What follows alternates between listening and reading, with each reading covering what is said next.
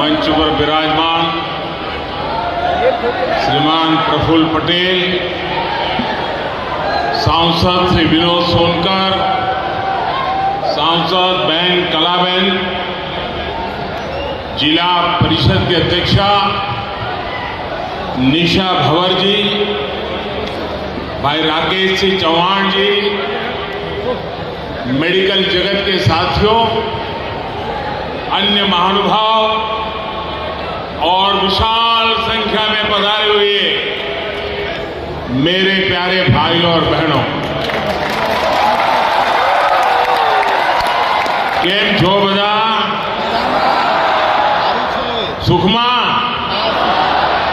संतोषमा, आनंदमा, प्रगतिमा, विकासमा? वाह! मैं जब भी यहां आता हूं मन आनंद से भर जाता है।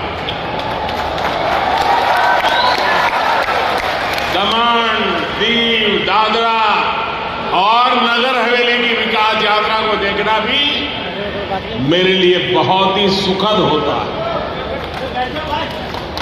और अभी जो वीडियो देखी, कोई कल्पना नहीं कर सकता है इतने से छोटे क्षेत्र में चहुं दिशा में आधुनिक और तेज गति से विकास कैसा होता है, वो वीडियो में हमने बुरी बातें देखा है।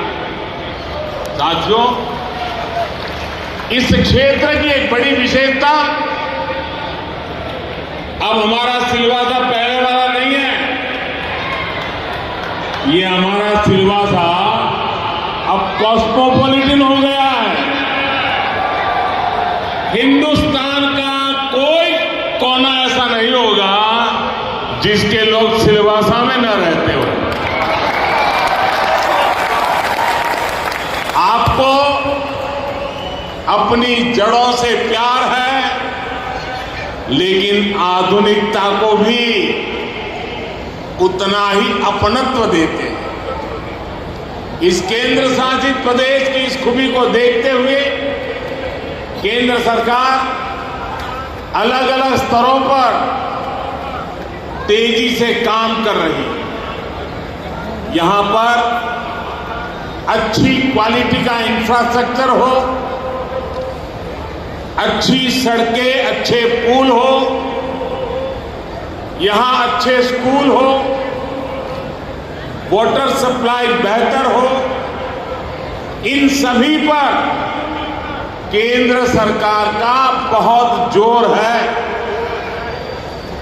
बीते 5 साल में इन सभी सुविधाओं पर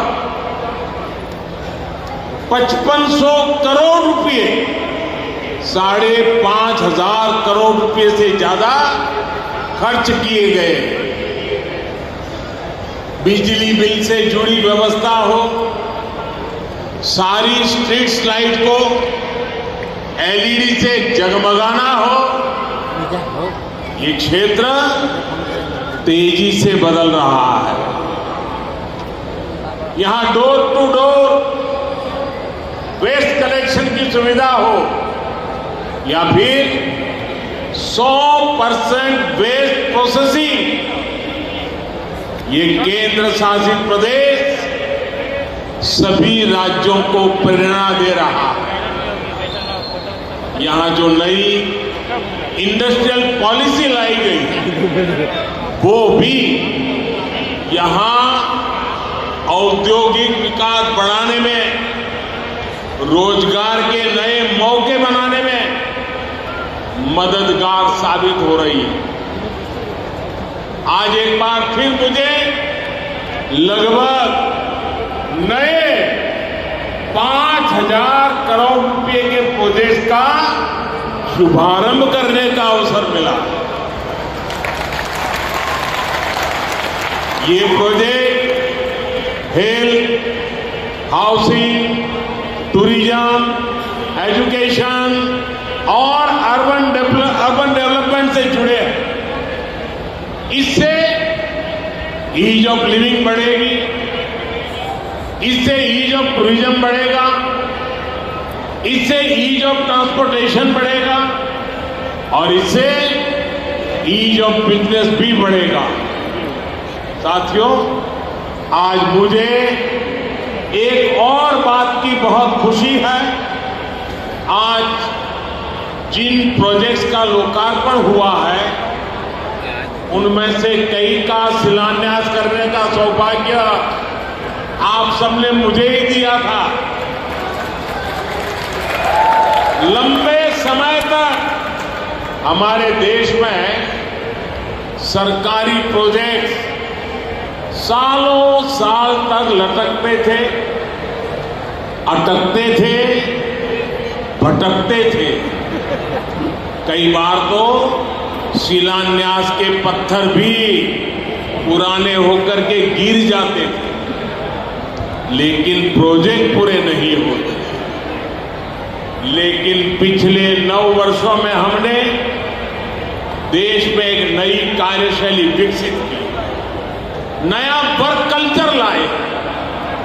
अब जिस कार्य की नींव रखी जाती है उसे तेजी से पूरा करने का भी भरसक प्रयास किया जाता है। एक काम पूरा करते ही हम दूसरा काम शुरू कर देते हैं। सिलवासा का एक कार्यक्रम इसका प्रत्यक्ष प्रमाण है। इसके लिए मैं आप सभी को बहुत बहुत बधाई देता हूं। साथियों, केंद्र की भाजपा सरकार सबका साथ, सबका विकास, सबका विश्वास और सबका प्रयास के मंत्र पर चल रही है। देश के हर क्षेत्र का विकास, देश के हर क्षेत्र का संतुलित विकास, इस पर हमारा बहुत जोर है। लेकिन देश का ये भी दुर्भाग्य रहा है कि अनेक दशकों तक विकास को राजनीति के वोट बैंक के तराजू पर ही तोला गया। योजनाओं की, प्रोजेक्ट्स की घोषणाएं देखकर तो बहुत कुछ होती थी, लेकिन कैसे होती थी, कहां से कितना वोट मिलेगा, किस वर्ग को खुश करने से वोट मिलेगा, जिनकी पहुंच नहीं थी, जिनकी आवाज कमजोर थी, वो अभाव में रहे, विकास यात्रा में पीछे छूटते गए। यही कारण है कि हमारे आदिवासी क्षेत्र, हमारे सीमावर्ती क्षेत्र विकास से वंचित रह गए। हमारे मछुआरों को उनके हाल पर छोड़ दिया गया। दमन, दीव, दादरा और नगर हवेली को भी इसी रवैये की बहुत कीमत चुकानी पड़ी है। मैं तो गुजरात में था, मैं लगातार देखता रहता था कि क्या करके रखा है इन लोगों ने। आज जिस मेडिकल कॉलेज को अपना कैंपस मिला है, वो इस अन्याय का बहुत बड़ा साक्षी रहा है। आप सोचिए साथियों, आजादी के दशकों दशक बीत गए, लेकिन दमन, दीव, दादरा और नगर हवेली में एक मेडिकल कॉलेज नहीं बना। यहां के गिने कुछ युवाओं को किसी तरह डॉक्टर की पढ़ाई का अवसर मिल पाता था, वो भी दूसरी जगह पे। इसमें भी आदिवासी परिवारों के बेटे बेटियों की भागीदारी तो बिल्कुल ना के बराबर थी।